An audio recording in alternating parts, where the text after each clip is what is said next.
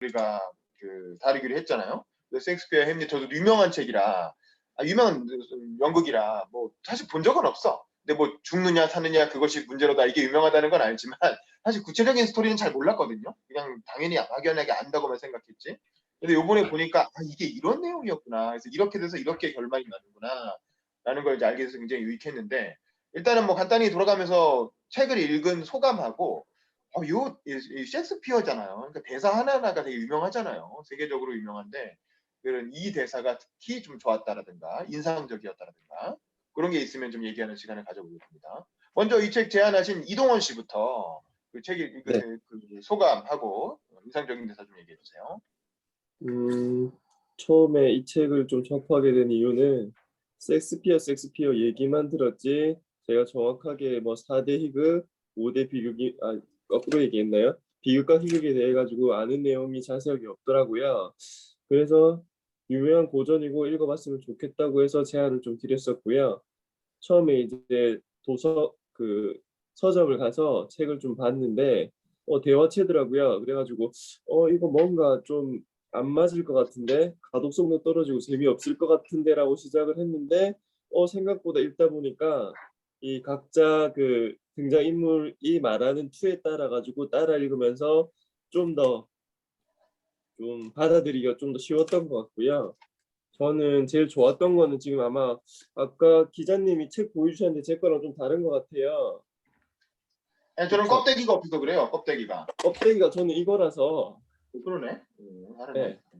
그래서 페이지를 말씀드리려다가 저는 뭐 to be or not to be 그것보다는 너무 유명한 거라 그것도 다른 걸로 좀 조사했는데 제가 제일 좋았던 거는 93쪽인데요.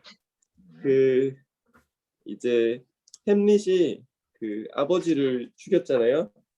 폴로니어스를 죽였잖아요. 폴로니어스를 죽여서 이제 필리아의 아버지를 죽였죠. 네, 죽인 다음에 그 이제 숙부가 햄릿한테 물어봅니다. 햄릿, 폴로니어스는 어디 있느냐? 햄릿이 식사 중입니다라고 얘기를 합니다. 그래서 왕이 의아해서 얘 무슨 말 하는 거야? 식사 중이라고? 어디서? 라고 하는데 그 뒤에 햄릿이 그 대답한 문구가 있는데요. 혹시 다 아시나요? 뭔데요? 먹고 있는 중이 아니라 먹히고 있는 중입니다. 아, 네, 지금 구더기 같은 정치꾼들이 모여 그 늙은이를 먹어대는 중이지요. 구더기란 먹는 일에는 제왕이거든요. 그 뒤가 좀 인상적이었는데 우리가 다른 동물들을 살찌게 해서 잡아먹듯이 우리 자신을 살찌우는 것은 바로 구더기를 위해서라고. 살찐 왕이나 야윈 거지나 뭐 지위에 관계없이 결국은 둘 다 같은 식탁에 오르지요. 이제 저희 폴로니어스를 땅에 묻어가지고 흙으로 돌아가게 했기 때문에 뭐 이제 썩는 부분에 의해 가지고 구더기가 먹을 거기 때문에 둘 다 같은 식탁에 오르지요라고 표현을 한 것 같고요. 그렇게 끝장이 나는 겁니다. 라고 하는 거고 그 뒤에서 이건 좀 언어 유희적으로 이 부분을 많이 간 것 같아요. 그래서 왕이 저런저런이라고 하니까 또 햄릿이 왕을 뜯어먹는 구더기를 미끼로 물고기를 낚아 그 구더기를 먹은 물고기를 먹는 인간도 있습니다. 이런 모든 게 순환한다는 내용으로 그렇게 얘기를 했던 것 같고요. 그래서 이런 표현이 되게 재밌었다라고 저는 생각했습니다. 그 부분은 사실 그 비슷한 맥락이 그 무덤에서 그 이렇게 무덤을 이렇게 파는 사람들 얘기하는 부분에서도 친구들 비슷한 얘기가 나오죠. 맞습니다. 황대 얘기하면서 이게 뭐 이렇게 해골을 들어보이면서 이거는 살아생전에 뭐였고 이거는 살아생전에 뭐였고 뭐 이런 식으로 얘기하잖아요. 저도 그 부분이 굉장히 재밌었는데 뭔가 이렇게 그게 당대 영국을 풍자하는 이제 그런 당대 사회 현실을 풍자하는 그런 정치는 이래서 그렇고 무슨 뭐 부동산 업자는 이래서 그렇고 뭐 누군 이래서 그렇고 이런 식으로 하나하나를 살아 있을 때는 뭐 어떻게 하고 저렇게 하고 뭐 이렇게 했더니 결국엔 죽으니까 다 이렇게 해골바가지가 되지 않느냐. 심지어 알렉산더 대왕마저도 결국에는 죽고 나면 뭐 이렇게 흙이 돼가지고 뭐가 된다라든가 시저도 황제 시저도 죽고 나면 어떻게 된다라든가 뭐 이런 식으로 결국 사람이라는 건 죽고 나면 다 흙으로 돌아가는데 그렇게 덧없이 살아생전에 그런 욕망과 뭐 이런 걸 위해서 이제 그 사는 삶에 대해서 이제 풍자하고 비판하는 조롱하는 이제 그런 맥락이 계속 이제 반복되는 것 같아요. 이건 뭐 셰익스피어의 시각이겠죠. 세상을 보는. 어쨌든 저도 굉장히 인상적이었고 우리 정인혜 씨도 보셨겠지만 댓글로 그 부분이 인상적이었다고 이렇게 꼽아서 민음사 버전으로 이제 굳이 또 이렇게 올려주셨습니다. 번역이 조금 다를 수도 있겠지만 어쨌든 멋있네요. 그 햄릿 씨 이런 얘기를 하네요. 보면 그가 먹는 곳이 아니라 먹히는 곳에서 정치꾼 같은 버러지 한 무리가 회동. 이 순간에도 그를 차지하고 있지요. 먹는 데에는 구더기가 유일한 황제랍니다. 우리가 살찌려고 다른 모든 짐승들을 살찌우며 우리 자신은 구더기를 위해 살찌웁니다. 뚱보왕과 마른 거지란 다양한 식사에 불과한 게 음식은 둘이나 한 상에 올지요. 그렇게 끝난답니다. 뭐 이렇게 조금 다르지만 어쨌든 이것도 좋은 것 같습니다. 자, 그다음에 우리 조성래 사무관은 이 보시면서 어떤 느낌이 들었는지 소감하고 좀 인상적인 구절 있으면 좀 설명을 해주세요. 저는 실은 그 햄릿 하신다고 하셔가지고 이게 제가 거의 한 6, 7년 전에 독서 모임 때 이 셰익스피어 4대 비극을 했었거든요. 그러니까 햄릿이랑 뭐 오셀로랑 다 했었는데 저는 이제 그때 처음 읽었었고 재밌었던 기억이 있어가지고 다른 분들은 어떻게 읽으실까 싶어가지고 참여를 하게 됐는데 막상 이제 뭐랄까요? 그러니까 책이라는 게 그때 읽고 논의할 때는 뭔가 뒤에 뭐죠? 그 상당히 이제 생생한 뭔가 그런 게 있는데 이게 시간이 한참 지나가지고 다시 읽으니까 또 좀 뭐랄까요? 좀 기억이 잘 안 나는 좀 그런 좀 아쉬움이 있는 것 같고 그래서 이걸 좀 진짜 기록을 해둬야 되는 건지 그런 부분이 있었고요. 저는 그래서 좀 제가 다시 하신다 그래가지고 저는 기억이 많이 날 줄 알고 책을 다시 안 읽었는데 이렇게 책을 보니까 저는 그 뭐죠? 이 햄릿 보면서 뭐랄까요? 그러니까 이게 시대적 상황이 그래서인지 아니면 뭔가 그 그러니까 부모를 잃은 어떤 자식의 어떤 감정을 느끼지 못해서인지 그러니까 우리가 되게 이제 소설 같은 걸 읽을 때는 좀 감정이입 같은 걸 하지 않습니까? 근데 그런 부분에 있어서 조금 뭐랄까 좀 쉽지 않았던 부분이 있었던 것 같고 이런 뭐랄까요? 연극적 형태도 연극을 많이 못 봐서인지 아니면 그러니까 드라마 대본과 또 좀 다르잖아요. 확실히 뭐랄까 그러니까 이 대사 하나하나의 의미가 상당히 큰데 뭐랄까 이걸 상상하면서 읽어야 되는데 그런 부분에서도 조금 쉽지 않았던 것 같고 그래서 이게 그러니까 4대 비극이랑 엄청난 유명한 뭐랄까 명성에 비해서 실제 읽은 사람이 많이 없는 것도 그러니까 분량이 길지도 않은데 그러니까 책을 넘어가기가 상당히 쉽지 않았던 부분이 있었던 것 같고요. 주 얘기는 제가 같이 들으면서 해보겠습니다.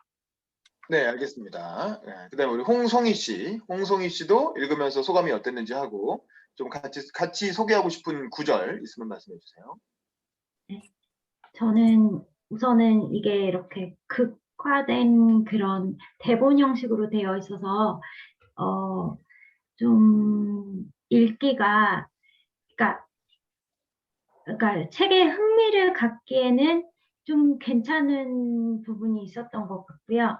그 다음에 사실 이게 좀 짧게 있는 그런 간추린 책을 읽어서 그런지 이렇게 막 대사가 저번에 그 레미제라블 읽을 그 긴 책 읽을 때보다는 막 이렇게 와닿는 그런 거를 파악하기가 그렇게 쉽지는 않았는데 지금 이거를 보고 지금 아까 전에 말씀하신 거 말고 제가 또 몇 개 이렇게 줄 그 중에서 도대체 인간이란 무엇인가? 인간이 하루하루 단지 먹고 자는 것뿐이라고 한다면 도대체 짐승과 다를 게 무엇인가?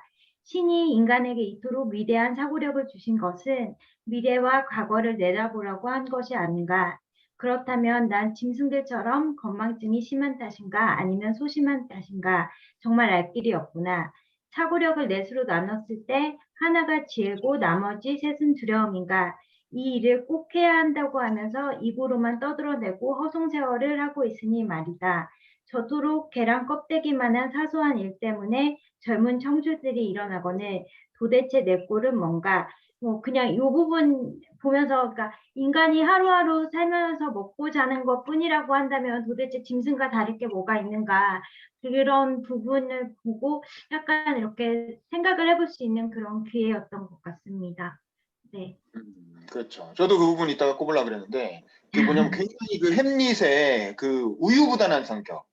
우리가 이제 그걸 햄릿형 인간이라고 하잖아요. 그래서 옛날에 그런 얘기를 많이 했었는데 햄릿형 인간. 그러니까 굉장히 뭔가 그 신중하고 우유부단하고 고민이 깊고 근데 막상 행동하지 못하는 그런 인간의 전형을 햄릿형 인간이라고 흔히 많이 얘기를 하는데 그걸 잘 보여주는 구절이죠. 뭔가 계속 이렇게 고민하면서 분명히 사실은 복수를 할 수 있는 명분은 갖춰졌거든.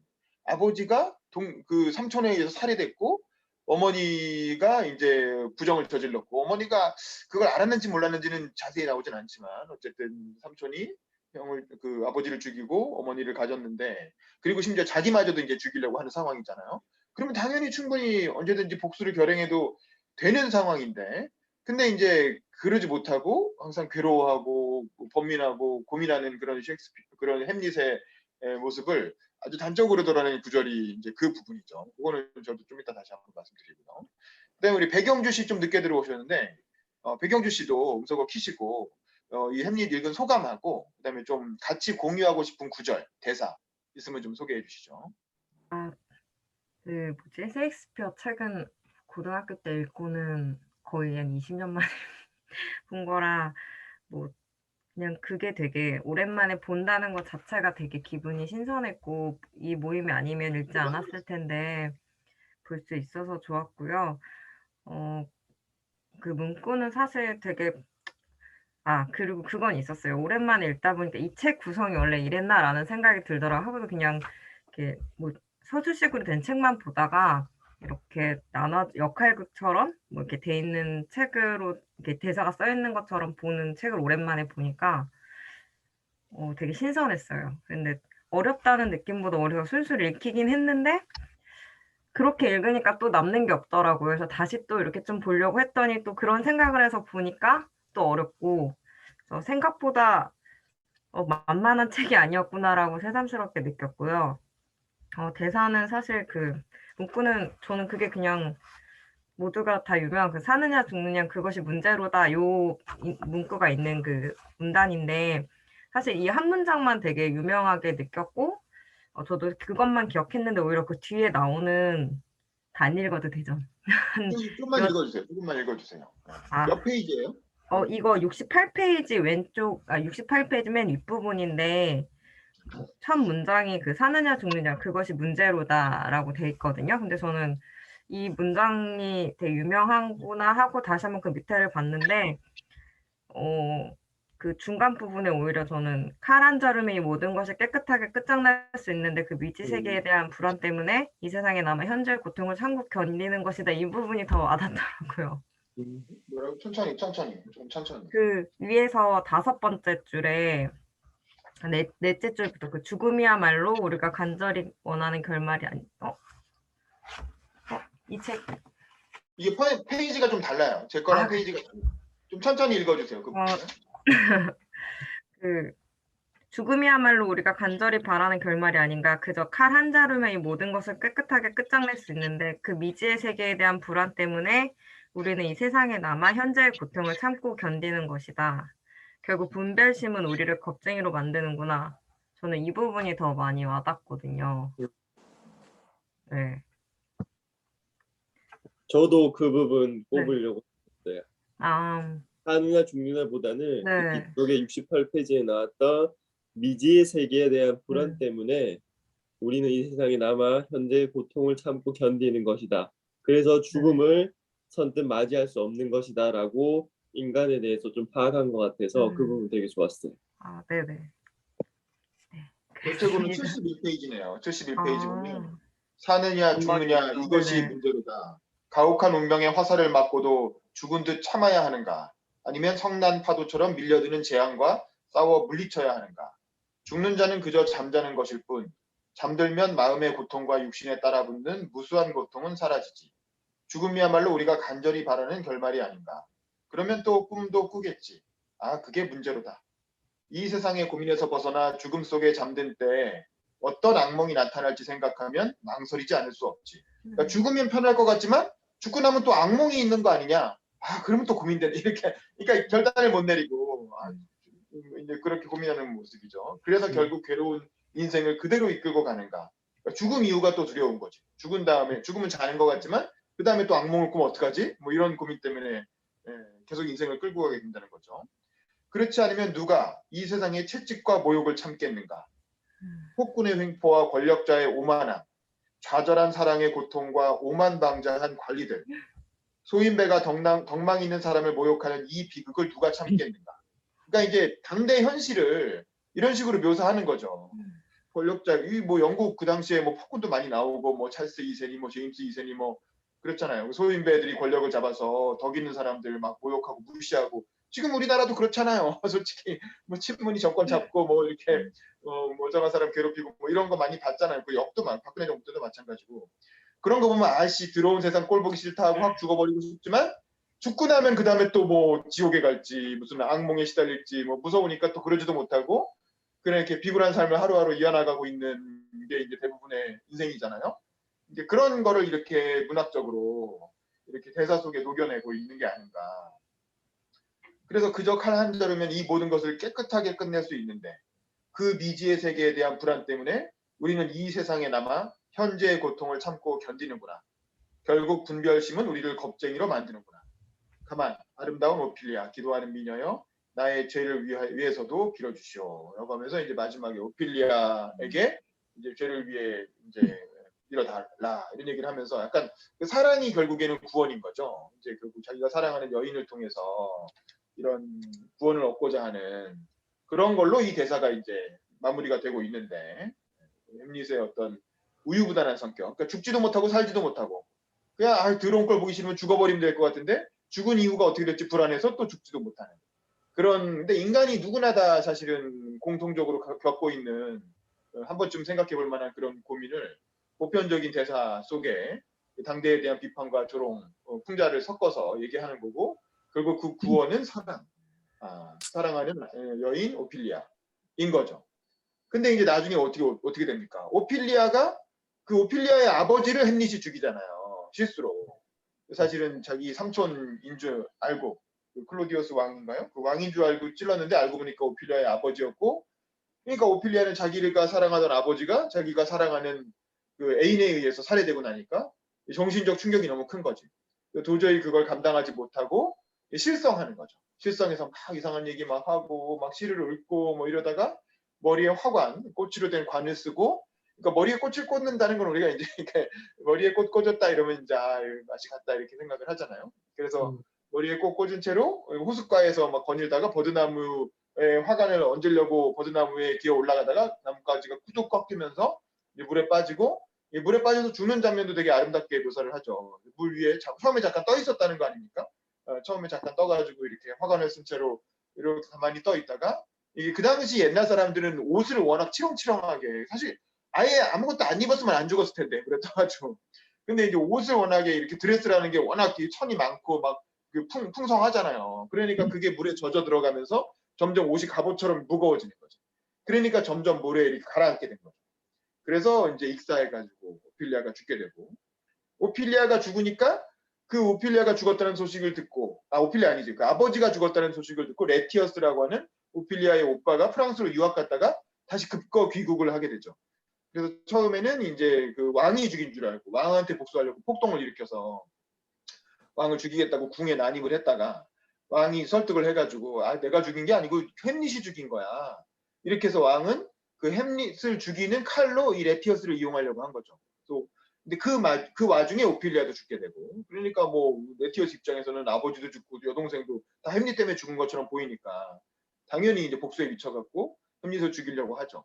그래서 왕과 같이 결탁해서 칼에다가 독을 바르고 그러니까 여기서 독이 두 개가 나오죠. 칼에 바른 독하고 또 독주, 포도주에도 독을 타서 그걸로 이제 처음에 칼로 찔러서 죽이거나 아니면 목마를 때 포도주 마시게 해서 죽이거나 어떻게든 햄릿을 죽을 수밖에 없는 그런 함정을 이중으로 파놨는데 그게 이제 저도 이게 끝이 이렇게 난다라는 걸 이걸 보고 다시 옛날에 좀 알았던 것 같긴 한데 다시 이제 아 이렇게 된 거였구나라고 알았는데 어쨌든 누구도 그렇게 의도하진 않았지만 어머니는 그 포도주 그 햄릿을 먹이려고 준 포도주를 별 생각 없이 자기가 먼저 살짝 들이키고 햄릿에게 주려고 하는 바람에 어머니도 그 독을 마시고 죽게 되고 그 다음에 이제 그 칼을 들고 서로 칼싸움을 하다가 이미 햄릿은 한번 살짝 스쳤고 그때 이미 햄릿은 죽음 결정.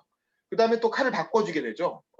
떨어뜨리고 이런 사이에 칼을 바꿔진 채로 또 싸우다가 보니까 또 레티어스도 살짝 스쳐가지고 레티어스도 죽게 되고 그리고 이제 레티어스가 죽기 전에 그 사실을 이제 햄릿한테 다 털어놓게 되죠. 아 사실은 이 음모를 꾸민 건 저 왕이다. 라고 하니까 햄릿이 그제서야 그 독이 묻은 칼을 뽑아서 왕을 찌르죠. 그러니까 이제 왕도 죽고 햄릿도 당연히 이제 독에 당했으니까 죽고 그렇게 해서 온 가족이 다 죽고 그러면 왕위 계승자가 없잖아요. 그러니까 결국 지나가던 노르웨이 왕이 노르웨이의 뭐 왕자인가 뭐 그쯤 되는 사람이죠. 포틴브라스 2세인가 뭐 하여간 그 사람이 덴마크의 왕위를 이어받으면서 노르웨이와 덴마크 왕가가 합쳐지는 걸로 햄릿이 끝나는 이제 뭐 그런 내용이었어요. 어쨌든 되게 그 이런 서사라는 건 저도 이번에 다시 알게 됐고요. 그래서 아 이렇게 끝나는 거였구나. 근데 이제 마지막에 그런 장치가 되게 극적이죠. 이렇게 그래서 결투라고 하는 장치를 마지막에 배치해서 결국에 서로 막 이렇게 긴장감을 극도로 끌어올려서 레티어스도 엄청나게 복수심에 불타고 햄릿도 복수심에 불타고 그리고 뒤에는 왕이 이제 교묘한 관계로 둘을 이렇게 싸움을 붙여서 죽게 만들려고 하고 있는데 결국에는 이제 그렇게 해서 죽게 되는 뭔가 그래서 이제 결국에는 다들 조금씩 죄를 지었잖아요 사실은. 그러니까 그런 사람들이 다 각자 자기 죄에 상응하는 이제 죽음을 맞게 되는 이제 그런 걸로 이제 끝나는 내용이었습니다.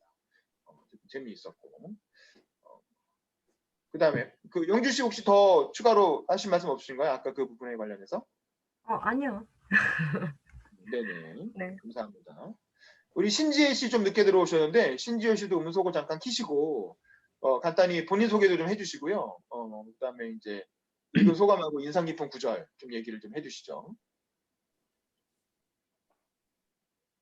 네, 지혜 씨 말씀하기 어려운 상황인가요? 신지혜 씨가 뭐 들어오긴 들어오셨는데 뭔가 말씀을 못하는 상황이신 것 같습니다.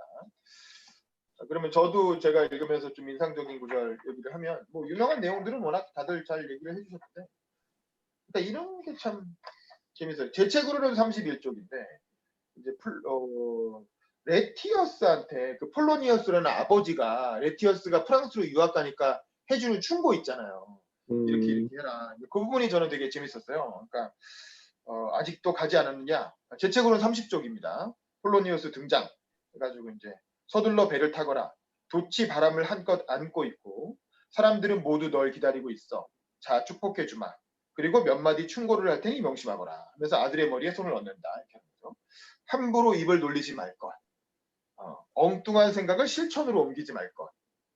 잡스러운 친구를 사귀지 말 것. 또 일단 사귄 친구들이 진실하다면 놓치지 말 것. 햇병아리들과 너무 친하게 지내지 말 것. 싸움판에 끼어들지 말 것.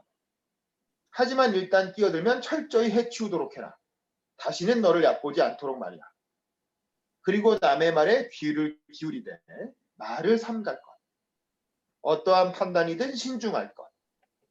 옷 맵시를 내되 눈에 띌 정도로 내지 말 것. 그러니까 옷을 예쁘게 멋지게 입되 너무 튀게 입지 말라는 거죠. 그리고 품위가 있도록 말이야. 옷은 인격을 나타내니까. 프랑스 고관 대작들과 세련된 상류사회 양반들은 이 점에 있어서 매우 우수하지. 돈은 빌리지도 말고 꾸지도 말 것. 돈을 빌려주면 돈도 잃고 친구도 잃는다는 걸 명심하거라. 게다가 돈을 빌리면 절약하는 마음이 무뎌진다는 걸 잊지 말고 무엇보다도 내 자신에게 충실할 것. 그렇게 하면 밤이 지나 낮이 오듯이 다른 사람에게도 충실해지게 마련이란다. 그러니까 자기 자신에게 충실해라 이거죠. 그럼 다른 사람들한테도 충실해진다. 그럼 잘 가거라. 내 충고가 네 마음속에서 무르익기를 기도하며. 그래서 이제 이게 뭔가 이제 사실은 이게 굉장히 좋은 처세 교훈들이잖아요.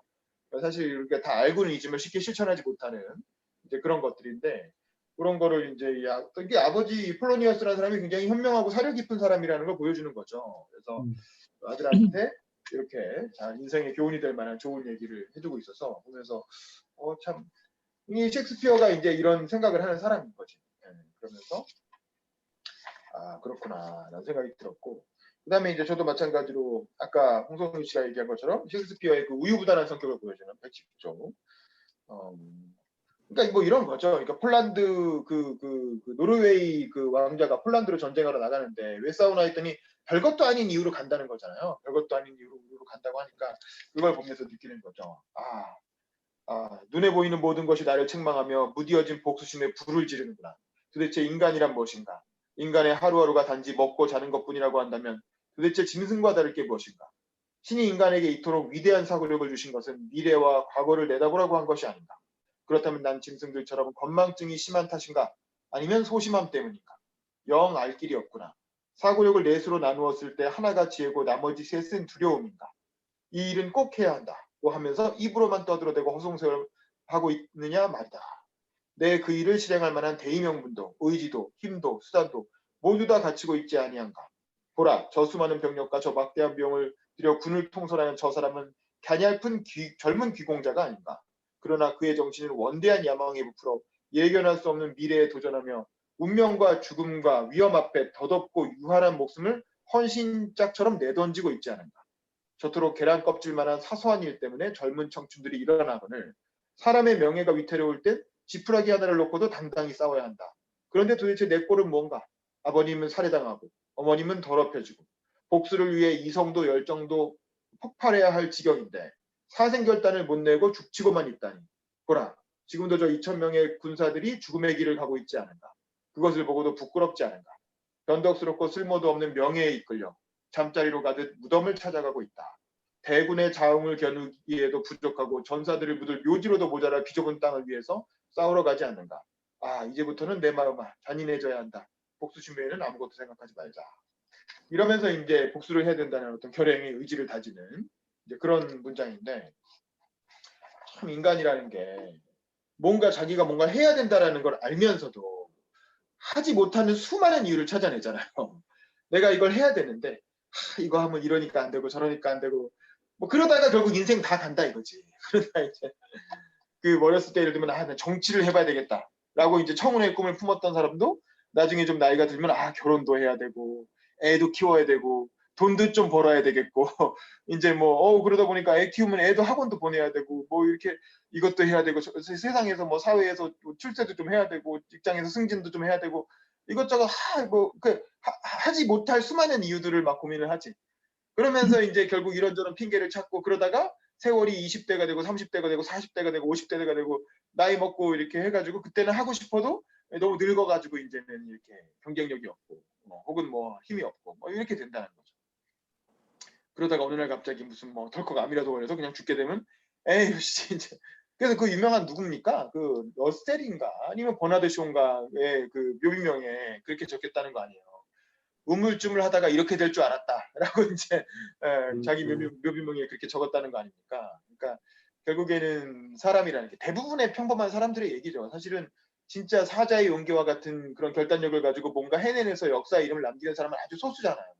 그럼 대부분의 사람들은 저거 내가 해야 되는데라고 생각을 하면서도 그 리스크를 감수하지 못해서 사실 그 불확실성을 감수하지 못해서 결국에는 그냥 평범한 장사미사로 살다가 그냥 그렇게 역사의 이름 한 줄 못 남기고 끝나는 거 아닙니까? 뭐 꼭 역사의 이름을 남기는 게 아니더라도 자기가 이루고 싶은 꿈, 어떤 사람은 영화 배우가 되고 싶을 수도 있고, 어떤 사람은 뭐 이제 뭐 멋진 뭐 이렇게 배우나 뭐 예술가나 뭐 이런 게 되고 싶을 수도 있는데 그런 도전을 하지 못하는 이유들을 끊임없이 계속 자기 마음속에서 생산해내면서 결국 우유부단하게 살다가 그냥 인생이 끝나는 게 대부분의 평범한 사람들의 삶인데 어떤 그런 사람들의 어떤 입장을 대변하는 그런 대사가 아닌가 싶어요. 그래서 그 셰익스피어가 계속 울림을 가지면서 많은 사람들에게 전 세계적으로 계속 이렇게 연극이 되고 영화화되고 계속 재반복되는 이유는 이렇게 뭔가 보편적인 그런 고민을 대사 속에 담아내고 있는 거죠. 물론 이 덴마크라고 하는 그 시대 상황에서 나온 대사고 그 스토리라인 속에 햄릿이라고 하는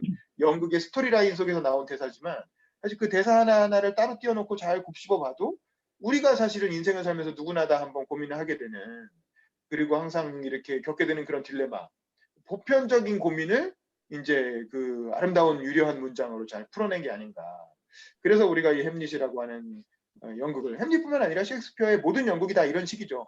그래서 뭐 4대 비극이니 5대 희극이니 뭐 이렇게 인류의 영원한 문화유산으로 꼽히고, 뭐 처칠이 그랬다는 거 아닙니까? 굉장히 오만한 얘기지만 셰익스피어는 인도와도 바꿀 수 없다 뭐 이런 얘기를 했다는 거 아닙니까? 인도 사람들이 뭐 굉장히 기분 나쁠 얘기죠. 근데 어쨌든 그럴 정도로 많은 사람들에게 다시 이렇게 암송되는 이유는 뭐 그런 면 때문이 아닌가 싶고, 이 보면은 누구냐, 그 링컨도 뭐 그 당시에 뭐 읽을 책이 별로 없으니까 이 셰익스피어를 그렇게 많이 암송을 했대요. 그래서 뭐 내용을 막 줄줄 다 외울 정도로 셰익스피어 대사를 다 외우고, 뭐 그걸 정치 연설문에도 많이 차용해서 비슷하게 쓰기도 하고, 뭐 그럴 정도로 아주 그냥 영어로 엄청난 명문장이고, 그러면서 그 인류 보편의 고민을 담아내고 있는 그런 어떤 멋진 대사들이 아주 보고처럼 이렇게 많이 가득 차 있는 그런 책이다, 그런 희곡이다라는 생각이 들어요. 그래서 어쨌든 사실 저도 이번에 이렇게 읽지 않았으면 뭐 자세히 모르고 그냥 대충 넘어갔을 텐데, 이렇게 동원 씨 덕분에 한번 쭉 처음부터 끝까지 쭉 읽어보니까 아, 이게 이래서 햄릿이라고 하고 셰익스피어라고 하는구나라는 것도 좀 알게 됐고, 굉장히 좀 인상적인 대사들이 많이 있었다라는 생각이 드네요. 자, 우리 신지혜 씨 혹시 음소거 키고 다시 좀 말씀 가능하신가요? 지금도 어려우신가? 음소거는 켜졌는데, 음소거는 이제 해제했는데 뭐 목소리가 안 들리네요. 아마 뭐 이렇게 지금 핸드폰이나 컴퓨터 사정이 뭔가 좀 안 좋은 상황인 것 같습니다.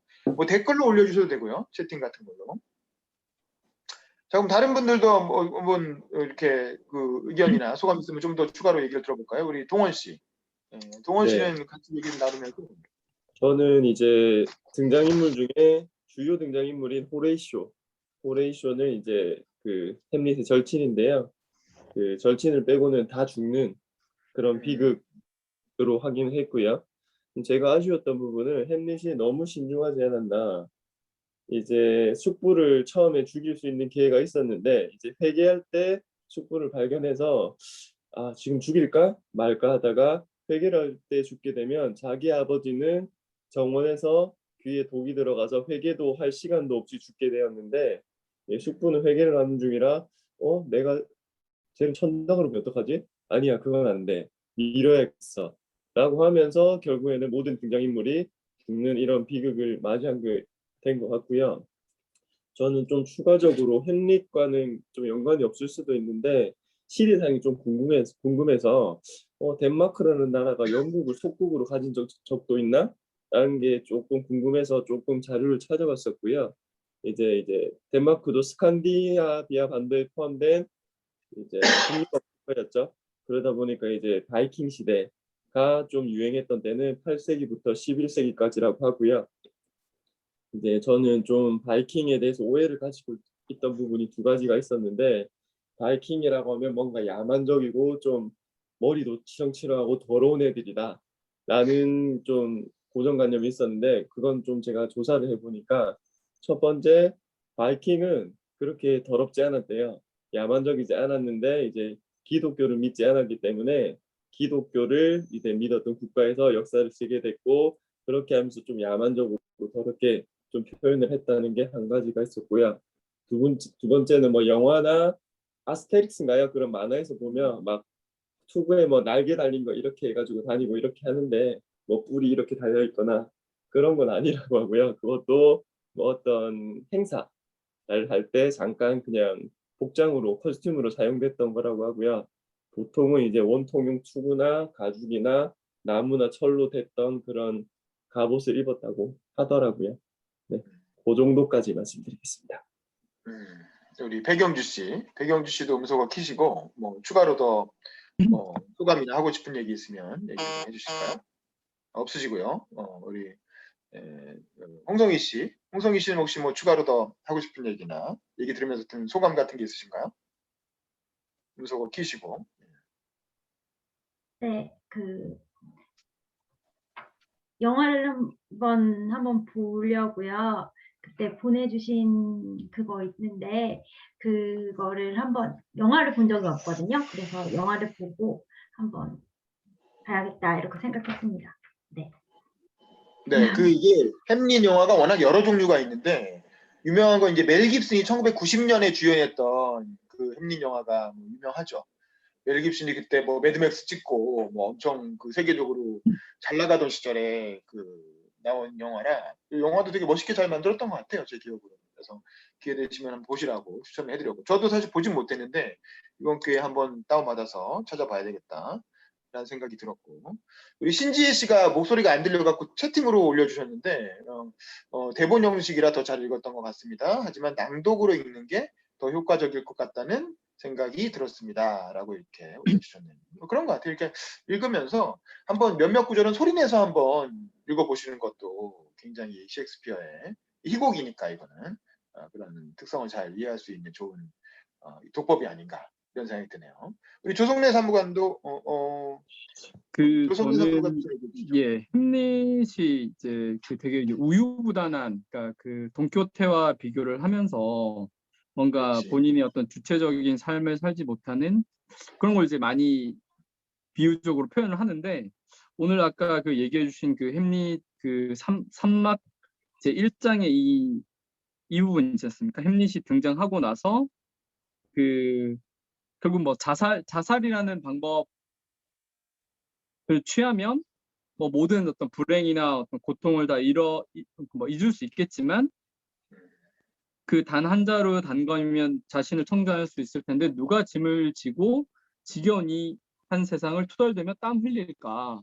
이 부분을 봤을 때는, 그러니까 물론 이제 그 당시의 어떤 기독교적 그 세계관 자체가 자살이라는 걸 상당히 죄악시하고, 그 여기서 이제 두려워하는 것처럼 자살을 하게 되면 뭐 지옥에 빠져가지고 더 큰 이제 고통을 겪는다. 그래서 이제 사람들이 이제 뭐 말 그대로 이제 자살하기가 상당히 두려운 그런 이제 문화적 뭐 상황이 있었다 하더라도, 그 햄릿이 어떤 그 뭐랄까 당대적, 그러니까 자기 이제 아버지가 살해당하고 어머니가 삼촌과 결혼하고 그리고 또 자신의 어떤 그러니까 자신도 이제 죽음의 어떤 위협이 있는 상황에서 도망치지도 않고 어떻게 보면 자살하지도 않는, 어떻게든 그 안에서 뭐랄까요, 문제를 그러니까 실행을 하진 않았지만 뭐 죽일까 말까 그런 어떤 고민을 하는 것 자체도 어떤 인간의 어떤 한 모습으로서, 그러니까 지금 뭐랄까요, 오늘날 우리가 살아가는 사람들이 햄릿은 너무 우유부단했어, 실행하지 못한 것 같아, 이렇게 비판할 수 있는가라는 생각이 한번 좀 들었고, 어떻게든 햄릿은 이 주어진 상황에서 좀 열심히 살려고 했던 게 아닌가. 왜냐면 그러니까 햄릿이 뭐 왕자라고 하더라도 뭐랄까요, 왕에 비해서 권력도 상당히 이제 적고, 또 이제 왕이 자기를 이렇게 죽이려고 하는 상황에서 자기도 왕을 죽이고 싶다라는 뭐랄까 그 얘기를 누구와 이렇게 어떤 소위 공모, 그러니까 신뢰할 수 있었을까라는 어떤 두려움도 상당히 있었을 것 같고요. 그런 상황에서 지금 실행을 하지 못했다라는 부분이 상당히 이제 컸던 것 같고, 그 다음에 그 앞서 얘기해 주셨던, 그러면 이제 이 부분에서 이런 그 햄릿의 어떤 고뇌와 독백에서 어떤 기독교적인, 그러니까 자살을 하면 더 큰 고통이 있으니까 살아야 돼, 이게 아니라, 그러니까 그것도 하나의 뭐 이유겠지만, 그 앞서 윤범기 님께서 말씀해 주신 어떤 그 사랑이라는 것, 그러니까 우리가 그래도 삶을 어떤 적극적으로 살아야 된다는 것은 결국 사랑이 있기 때문이다. 그러니까 이 햄릿이 결국 이제 나중에 죽게 되는 것도 오피리아가 죽음으로써 본인이 어떤 이 세상에서 이제 뭐랄까요, 좀 적극적 이유가 없어진, 그게 어떤 비극으로 이어지는 그 결말로 나아가지 않았냐. 그러니까 오피리아가 죽지 않고 예를 들면 랑 결혼을 했다면, 이런 그 비극적 상황이 처해지기 전에 햄릿과 오피리아가 결혼을 하고 뭐 자식을 놓고 이렇게 됐다면 이 햄릿의 삶은 어떻게 됐을까, 라는 생각도 들고요. 그런 의미에서 그 윤범기하고의 어떤 결혼을 제가 결혼 살아가는 데 불명예 저자이긴 있어서 하지만 사랑과 가족이 좀 필요한 게 아닌가라는 생각도 하게 됐습니다. 네, 맞아요. 맞아요. 그러니까 사실 오피리아라는 존재가 사실은 햄릿에게 구원의 가능성이었던 거죠. 햄릿이 복수라고 하는 그 어떤 비극의 그 악순환에서 벗어나서 뭔가 행복한 가정을 꾸리고 다시 또 살아갈 어떤 힘을 얻을 수 있는 사실은 구원의 존재가 오피리아였는데 오피리아의 아버지를 햄릿이 죽이게 되면서 이게 비극인 거지. 그러니까 아버지를 죽이면서 비극적 장치로. 네. 그렇죠. 오피리아가 아니 자기가 사랑하는 사람이 자기가 사랑하는 아버지를 죽였으니 오피리아가 어떻게 살겠어요. 그러니까 너무 괴로워서 정신이 나가서 정신병에 걸리고 결국에는 죽게 되는. 근데 또 오피리아가 죽은 것도 이게 뭐 자살이냐 아니냐 애매하잖아. 이게 뭐 나무까지 올라갔다가 떨어져서 죽으니까 또 적극적으로 이게 헤쳐나오려고 하지도 않고. 그러니까 이제 얘가 이거 자살한 거 아니야? 또 당시 기독교 문화에서는 또 자살하면은 정상적인 장례식도 못 치른다는 거 아닙니까? 그래서 그것 때문에 그 장례식을 더 성대하게 치러야 되는 거 아니냐 그랬더니 이것도 많이 봐준 거다 이러면서 이제 오피리아 장례식을 간소하게 치르게 하고 뭐 그것 때문에 이제 또 괴로워 거기서 레티어스랑 햄릿이 만나서 또 주먹다짐하게 되고 장례식장에서 이렇게 극적으로 긴장이 고조되는 장치로 활용이 되는데 어쨌든 이 오피리아라고 하는 존재가 사실은 이 위기를 인간이 처해 있는 그 비극에서 벗어날 수 있는 구원의 존재고 오피리아라고 하지만 사랑이죠 결국에는 여성에겐 남성이 그렇게 될 수 있고 남성에겐 여성이 그렇게 될 수 있고 그런 어떤 평생을 함께 할 수 있는 어떤 숭고한 사랑 그게 이제 가정 이제 이게 이제 또 하나의 사실은 비극을 탈출하는 장치가 될 수 있는데 이제 뭐 그런 게 없다라는 건 참 비극적인 일이죠. 저도 빨리 하도록 노력하겠습니다. 우리 신지혜 씨가 소리가 안 들리시니까 이제 채팅으로 많이 올려주셨는데 제가 좀 참고 읽어드리면 대학 이창 감독님 수업을 들으셨나 봐요. 대단합니다. 그 장관하신 분이죠.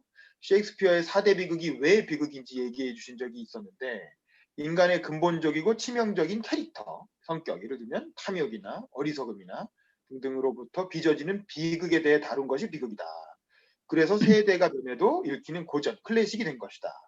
비극을 읽으며 인간의 본질적인 부분을 이해하고 이것을 현재 살아가는 우리들의 삶에 반영하는 것이라고 하신 말씀이 기억이 난다고 하시네요.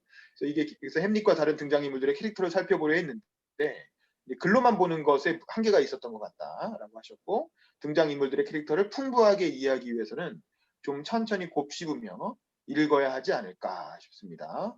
결론적으로 쉽고 빠르게 읽히지만 쉽게 읽을 수 없는 그런 희곡 같다라고 이제 소감을 올려주셨네요.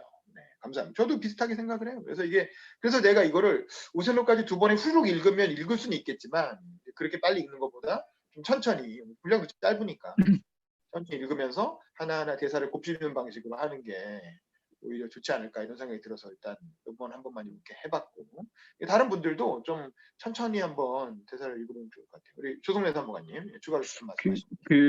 저는 이제 햄릿은 말씀드린 지 뭐 5, 6년 전에 읽었고 저는 최근에 이제 본 드라마가 그 아이유가 주연한 그 달의 연인 그게 이제 고려 태종 당시에 그러니까 태조 당시에 그 왕자들과 어떤 왕의 어떤 뭐랄까요 어떤 권력 관계 승계를 위한 뭔가 그 뭐랄까요 그 왕자의 부모와의 뭐 그런 이제 권력 관계 저는 상당히 재밌게 봤는데 어떻게 보면은 이 왕이라는 것 자체가 왕권의 뭐 왕이 되고 있으니까 현재 왕이지만 끊임없이 뭐랄까요 나를 독살하지는 않을까 나를 죽이고 그러니까 왕도 계속 뭐랄까 누군가가 나를 죽이진 않을까 두려워하고 왕이 계승자인 이제 소위 그 정륜도 또 자기가 대체되지 않을까 다른 사람으로 바뀌지 않을까 그러니까 그 왕자라는 사람들도 그러니까 그 왕자로서 자기가 현재 그냥 그대로 있으면 그 정륜이 왕이 됐을 때 자기가 언제든지 살해당할 수 있다는 그런 뭐랄까 두려움 실제 살해를 당하죠. 네. 그러니까 이 왕권이라는 것 자체가 절대 권력 그러니까 1인 이외의 어떤 권력을 용납하지 않기 때문에 뭐랄까요 그러니까 이 왕을 전 뭐 옹호하고 싶진 않습니다만 그 왕이 그러니까 자신의 형제죠. 어떻게 보면은 그 왕을 죽이고 자기가 왕이 될 수밖에 없는 것. 그리고 또 자기가 그 조카지만 그 햄릿을 또 죽이려고 하는 것 자체도 상당히 그 절대 왕정. 그러니까 저는 그러니까 이 햄릿 그러니까 그 뭐랄까요 보편성을 가지는 것 자체가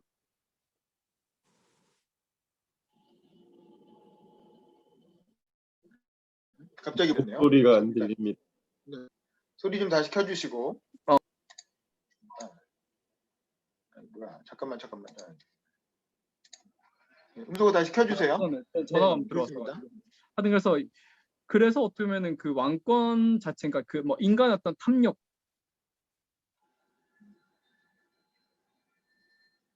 또 전화 왔구만. 보니까 전화가 오면 음소거가 되는 거야. 그래서 지금 조성래 사무관한테 자꾸 전화가 오고 있어. 그래서 자꾸 음소거가 되고 있습니다.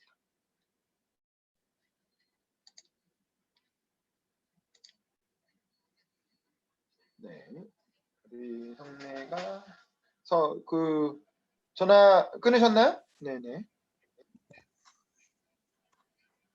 전화 끊으셨으면 계속 뭐 마무리해 주시고요. 예. 그래서 그 뭐랄까요? 그래서 그 달의 연인도 저는 상당히 재밌게 봤다는 말씀드리고 그걸 보면서 그 이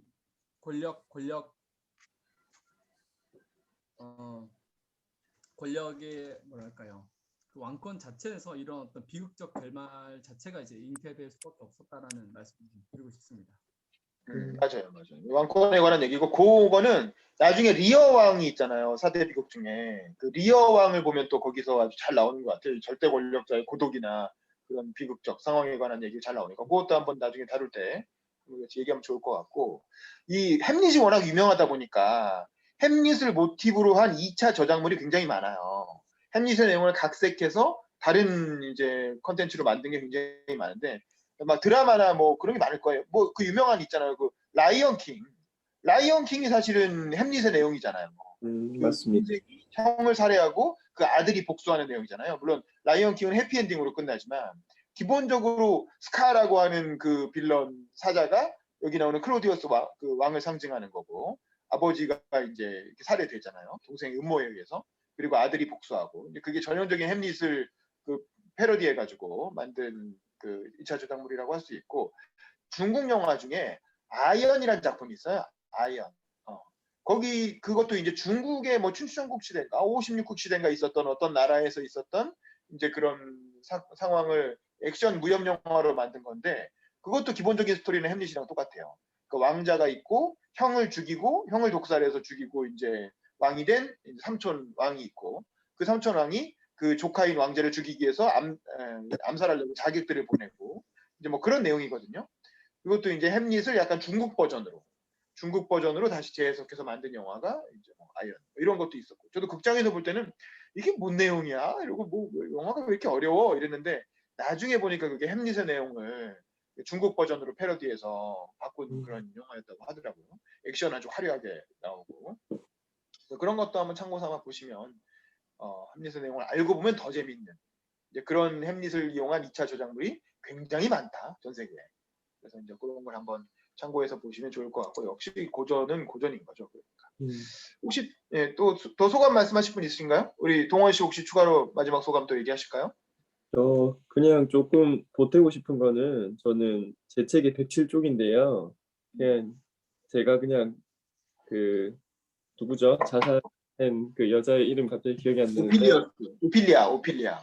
훌리아가 죽을 때 화관을 쓰거든요. 화관을 쓰는데 제가 궁금해가지고 꽃이 4개가 나오는데 꽃말을 찾아봤어요. 그래서 그냥 제가 혹시나 뭐 이 저자가 생각을 해서 이 꽃말을 딴 건지 모르겠는데, 꽃이 4개가 나오는데 미나리아 제비, 쐐기풀, 실국화, 자란이 나왔는데요. 미나리아 제비는 뭐 뭐였더라? 잠시만요. 죄송합니다. 그 앞에도 나오잖아요. 뭐 나를 잊지 마세요. 뭐 그런 꽃말 얘기하잖아요. 천진난만이었고요.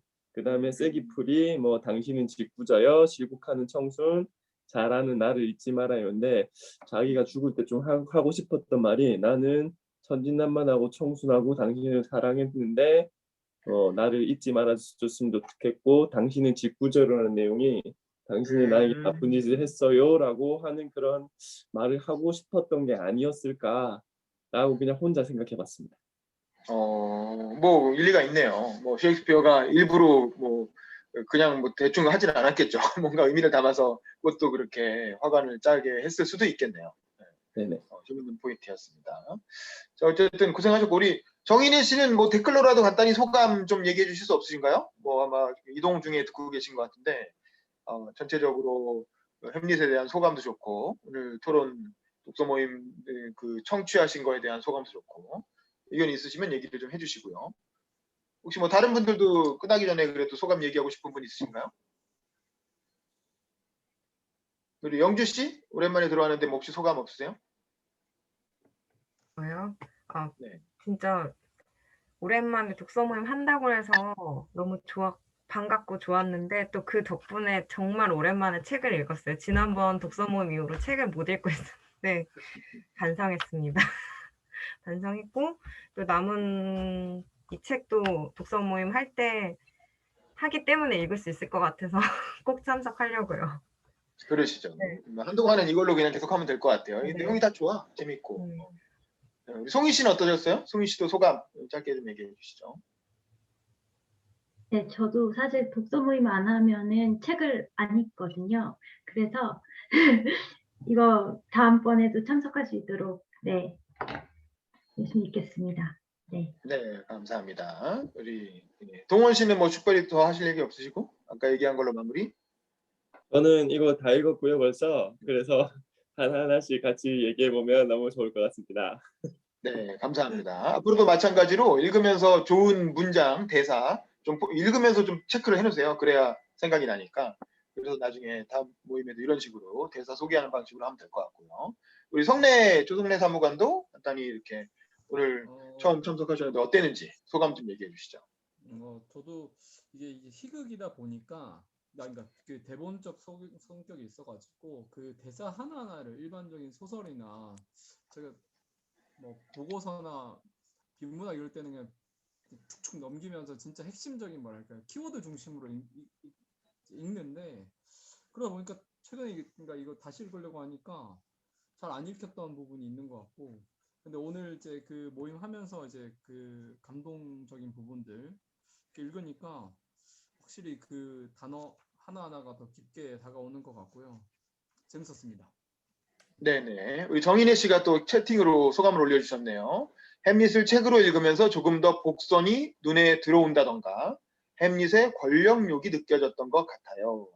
햄릿 연극도 한국과 영국에서도 보고 2차 저작물 많이 본 것 같은데 확실히 문학일 때 다른 것 같다는 생각이 들었어요. 라고 우리 정인혜 씨가 또 소감을 올려주셨습니다. 네, 감사드리고요.